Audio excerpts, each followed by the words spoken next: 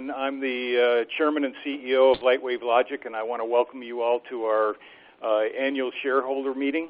It's great to see a big crowd again, like we seem to get every year, so this is it's always good. The meeting's there's agendas on your seats, and so the meeting will have two parts. The first part is very formal. It's scripted. So I'm going to be the stunt dummy and read to you all, and give you, do this thing on the formal part. And then on the more informal part, we'll do a presentation for all you on, where the company is and where we're going, and then allow for questions at the end of that. So does everybody get it? So with that, we will formally open the meeting. And I will go through that portion of it. It's my pleasure to welcome you to the company's 2016 annual meeting of shareholders. This meeting is also being webcast live, and the webcast will be posted on our website for a period of time after the meeting. Welcome to those shareholders who are participating by webcast. The meeting will follow an agenda, and copies of those, the agenda has been placed on all your chairs. As it indicates, there will be time for shareholder questions at the end of the meeting. Before I begin, I'd like to introduce the company's directors that are with us today. And for those of you that haven't met any of them before, I encourage you to take a moment to do that after the meeting is over. As I call their names, I'd ask you to please stand. First is Jim Marcelli, who is also the President and COO. Next is Andrew Ashton, who is our Senior Vice President and Secretary. William Pickett, who is our Lead Independent Director. Ron Bookey, who is the Chair of our Audit Committee. And then Dr. Michael Levy, who sits also on our Operations Committee. Today's meeting, as I stated, will be in two phases. First, we will conduct the formal part of the meeting, and each proposal listed in the Notice of Annual Meeting of Shareholders dated April 20th, 2016, and to conduct such other business as may properly come before the meeting. The second part will be the presentation by management, followed by questions and answers. Recording of the minutes and Inspector of Election. Andrew Ashton, our Corporate Secretary, will be recording the minutes of this meeting. David Siddle, the duly appointed representative of Broadridge Financial Solutions, Incorporated, has been appointed to serve as the Inspector of Election for the annual meeting. Mr. Siddle, will you please stand? Mr. Siddle has signed the oath of office, which will be filed with the minutes of this meeting. For the formal portion, I will now call on our Corporate Secretary, Andrew Ashton, to establish that we have met the necessary corporate requirements for this meeting. We have proof that notice of this meeting has been duly given and that the Notice of Annual Meeting of Shareholders, proxy statement, and proxy were mailed on or about April the 25th, 2016 to all shareholders of record at the close of business on April the 20th, 2016. The affidavit, together with copies of the notice, proxy statement, and proxy, will be filed with the minutes of the meeting. As of April the 20th, 2016, the record date for the meeting, there were 65,598,161 shares outstanding. We have 39,319,063 shares present by person or proxy at this meeting, which is over 33.33% of the outstanding shares and constitutes a quorum permitting the transaction of business. Each share entitles the holder to one vote on each matter that may come before the meeting. A list of registered shareholders entitled to vote is available for examination by shareholders. Thank you, Andrew. Since a quorum is present, I will now call the meeting to order. The meeting will proceed as provided for in the agenda. The items to be voted on: to elect 3 directors to the Board of Directors to serve until the 2019 annual meeting of shareholders, or until their successors have been or duly elected or appointed and qualified. To approve the Lightwave Logic Incorporated 2016 Equity Incentive Plan. To ratify the appointment of Morrison Kogan LLP to serve as the company's independent registered public accounting firm for the fiscal year ending December 31st, 2016, and to consider and take on such other business as may properly come before the annual meeting. Andrew, would you please describe the voting procedures? We will be voting by proxy ballot on the agenda items described in the proxy statement previously sent to you. If you have already turned in a proxy card and you do not intend to change your vote, it is not necessary for you to vote again. However, for those of you who did not turn in a proxy card, or if you wish to change your vote, please get a blank ballot card from Mr. Siddle, our Inspector of Election, to use for voting today. If you take a ballot, please be sure to print your name and the number of shares you are voting on the ballot. If you have previously sent in a proxy card and you are changing your vote, please note this on your ballot. The ballot must be signed by the shareholder. After you complete the ballot card, please give it to Mr. Siddle as soon as possible, and the results of the voting will be announced at the end of the formal portion of the meeting. The first item of business is the election of 3 Class 2 directors to the Board of Directors to serve until the 2019 annual meeting, or until their successors are duly elected and qualified. The Board of Directors is comprised of 9 directors and is divided into 3 classes. Currently comprised of 3 Class 1 directors. All of those terms will expire at the 2018 annual meeting. 3 Class 2 directors. All of those terms will expire today, and upon re-election today, all of those terms will expire at the 2019 annual meeting. And 3 Class 3 directors. All of those terms will expire at the 2017 annual meeting. The Board of Directors has nominated all Class 2 incumbents for re-election and recommends a vote for the election of all 3 Class 2 incumbent directors. Our Corporate Secretary will now place the names of all nominees in nomination. The Board of Directors has nominated the following Class 2 directors of 3 years or until their successors are elected and qualified. Number 1, Dr. Joseph A. Miller, Jr., Ronald A. Bookie, Dr. Michael S. Levy. The company's bylaws require that advance notice be given to the Secretary of a shareholder's intent to nominate additional persons as directors of the company. No such notice has been received. Accordingly, nominations for directors are now closed in accordance with the bylaws. The 3 nominees for director receiving the highest number of votes will be elected to the Board of Directors. The proxies solicited by management will be voted in favor of all 3 director nominees.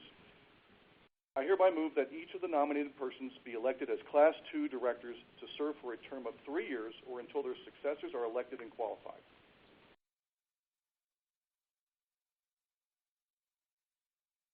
The next item of business is to approve the Lightwave Logic Incorporated 2016 Equity Incentive Plan.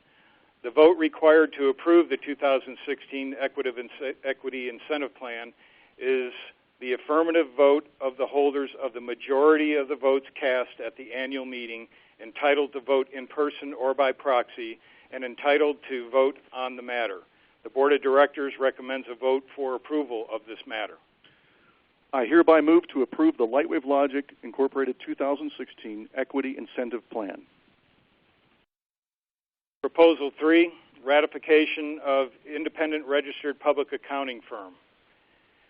The next item of business is the ratification of the appointment of Morrison Kogan, LLP, as the company's independent registered public accounting firm for 2016. The vote required to ratify the appointment of Morrison Kogan, LLP, as our independent registered public accounting firm for fiscal year 2016 is the affirmative vote of the shareholders of a majority of the votes cast at the annual meeting, entitled to vote in person or by proxy, and entitled to vote on the matter. The Board of Directors recommends a vote for approval of this matter. I hereby move to ratify the appointment of Morrison Kogan, LLP, as the company's independent registered public accounting firm for 2016. There being no other items brought before our shareholders for a vote at this meeting, voting is now complete. All ballots must be turned in to Mr. Siddle at this time. The Inspector of Election has tabulated the votes, and Mr. Siddle will now give us the report of the Inspector of Election. All of the votes have now been counted. Based on these preliminary results, the 3 individuals named in the proxy statement have been elected as Class II directors to serve for a term of 3 years or until their successors are elected and qualified. The Lightwave Logic, Inc. 2016 Equity Incentive Plan is approved. Morrison Kogan, LLP has been duly appointed as the company's independent registered public accounting firm for 2016. Thank you, David. This concludes the formal part of the annual meeting, and the formal portion of the annual meeting of shareholders is now adjourned. All right.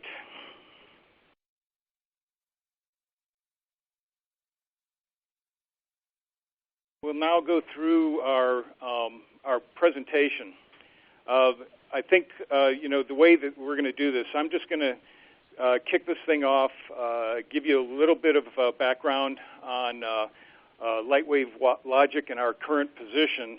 Then I'm going to turn it over to Dr. Levy, and he's going to go through the market and how Polymer Photonics, and that'll mean something to you here in a little bit because we've been starting to talk about this more publicly as we've been going along, and how Polymer Photonics is actually positioned extremely well right now, and for getting into the market at the right time when they're really demanding some new and I'll call them outside of the box solutions.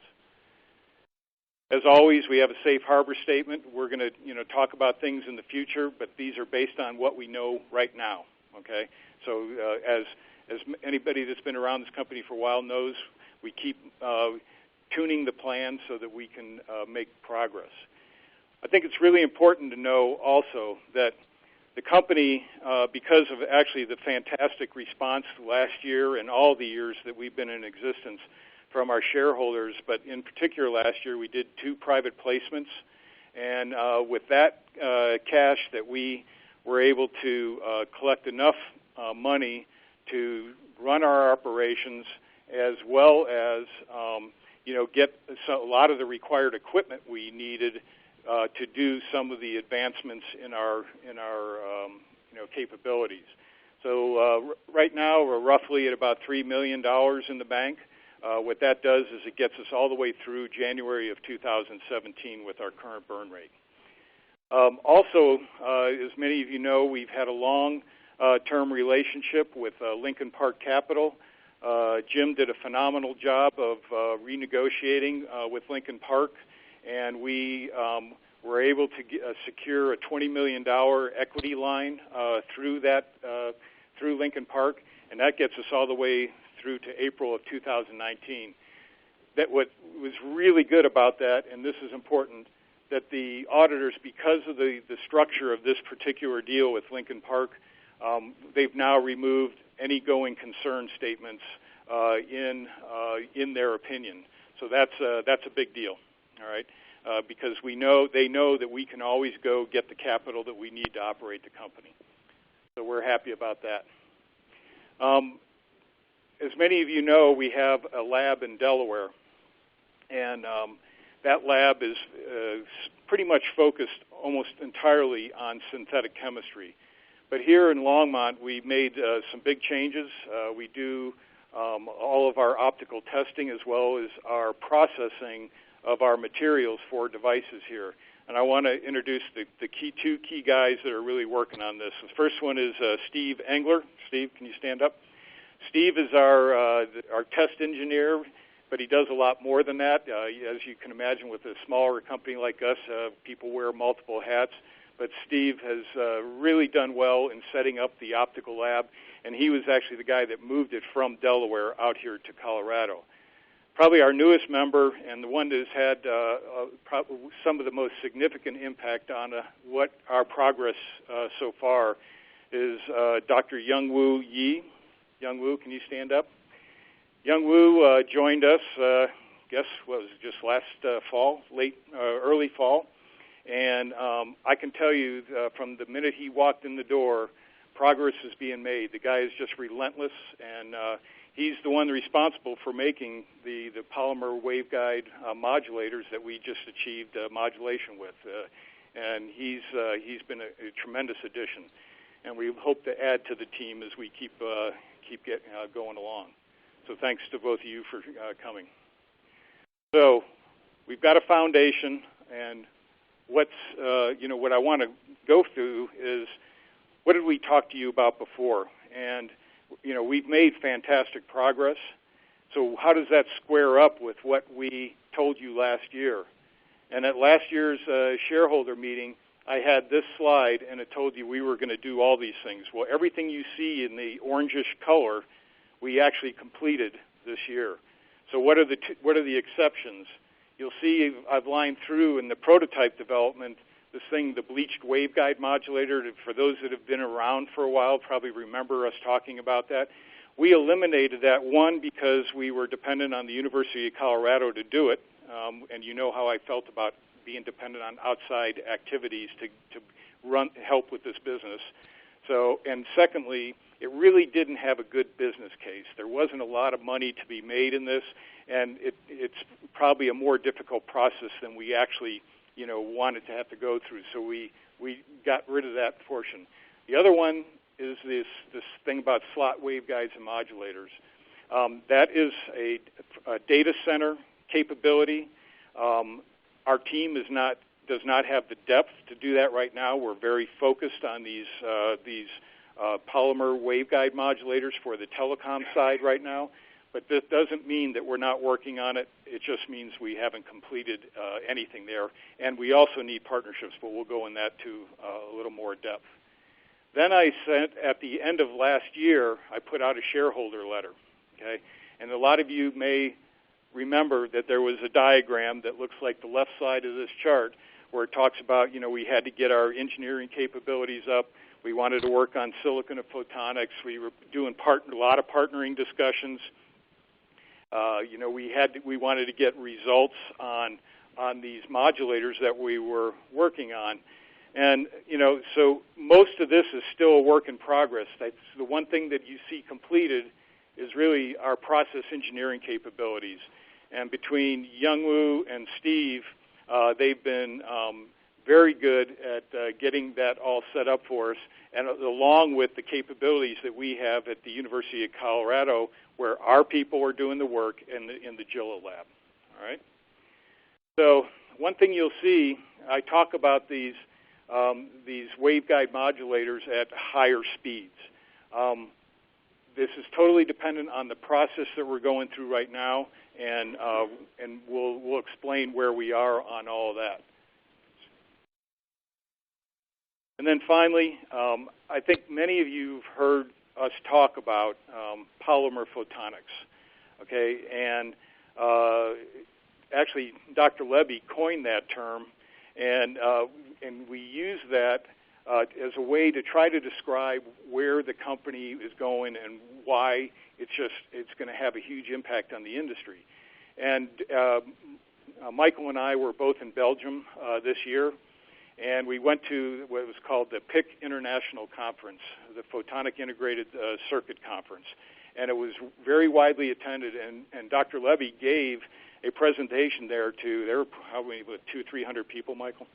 It was amazing. And I can tell you that without a question, it really got people's attention because we know the industry right now is really clamoring for a solution that is different than what's going on today, and Michael will be going through that with you. But there is no doubt in my mind that Polymer Photonics is going to be able to affect the market, and that we are being well received in multiple fronts now, and people are really starting to talk about it. But we absolutely know that polymers are going to answer the biggest question: can you scale up in performance and drive the cost down? And we're going to show you why that's the case. So we absolutely believe we're heading for huge markets, and we're convinced that we're on the right track to do that. Okay? And I've never been more positive about this company than I am right now. It's just amazing what a small team of people are doing. when they're focused, they have the discipline to get things done, and then they have the support of a tremendous board. So with that, I'm going to kick it over to Dr. Levy, and he's going to give you the market perspective. There you go, Michael. Thank you. So I'm going to show you a few slides. There's some different slides than what I showed before in Belgium, so we'll put some new ones together. And we're going to go through some of the technology in the market. So let's begin. So this slide is from Ovum, which is a market research company. It's an international one. And what it's showing you is both the telecom and the datacom optical component market. And the things to take away from this slide, and you'll see this in all my slides, if you see a big red circle, that's where I want you to focus. And at the bottom of the slide is usually a takeaway, which is what the slide is all about. So let's just look at the big circle. Well, this market is a $7 to $8 billion market just for components. These are not telecom systems. These are just the components, the transceivers, the transponders. And you can see there's a pretty healthy telecom and a pretty healthy datacom market that's growing by 2019. So this is big business, and these are big opportunities. And so the takeaway is a vibrant market that approaches $8 billion in 3 years. So let's have I'm going to split this talk into both telecom and datacom. So from the telecom, if we look at what's happening in that environment, we all know we're using the internet more. We all know we're streaming videos and TV stations. Well, that's sort of shown in this sort of diagram here, which shows you the architecture in the telecom. It's got the backbone, it's got the metro, and it's got the people like you and I that are using more video and data. We're caching that a lot more, and we're just using a lot more data than we did 2-3 years ago. In fact, if you look at my wife, we don't actually have a television in our place. She actually uses our PC, and our PC is her television. So she streams everything these days. And the same thing with my children. But if you look at the actual data below, this graph here that shows you terabits, which is traffic performance on the vertical, through years on the horizontal. You've got the metro in blue. You can see the growth there, 560% increase. You've got the backbone, 3.2x increase. So you're seeing the metro is increasing a lot faster than the backbone. The backbone is like the trunk. It's the telephone line that goes from San Francisco to New York. The metro is actually the internet that's actually in the cities. So that's all the interconnects within the cities. And this little graph here on the right shows you the ratio of metro to the backbone is actually increasing. By 2017, a lot of the traffic's going to be in the metro, which is due to you and I using a lot more streaming in our computers. So the takeaway is the trend towards increasing metro network capacity is happening, and it's happening quickly. If you look at some other market data, this is from Infinetics, as I've shown on the bottom here. There's 4 different graphs, so hopefully you can see the details at the back of the room. The top left, this one shows transmission capacity in the network. And what does that actually say? From 2014 to 2019, a lot of that capacity will be made up of a metric called 100G. This is a speed metric, and this is where the network is going to be composed of. 95% of telecom optical transceiver transmission capacity is going to be 100 gigabits.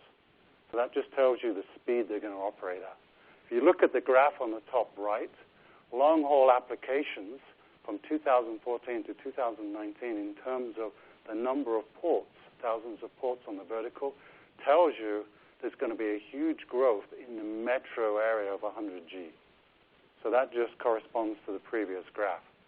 If you look at the graph at the lower left, this shows you the market in US dollars of billions of dollars for the optical transport network system. So these are the big telephone systems that companies like AT&T and British Telecom have. And from 2013 to 2017, it's showing you a strong growth, $13 billion, and that's still growing. So that's a vibrant market. And then the last graph on the lower right shows you the optical component transceiver and transponder market for telecom, and it's showing you a huge growth for 100G, and it's going to be over $1 billion in 2016. So what does this all say? The telecom market for a waveguide-based modulator is going to be a very strong market pull for optical components. So this is actually really exciting for us. And if you start looking at our actual waveguide polymer modulators, and you compare them with the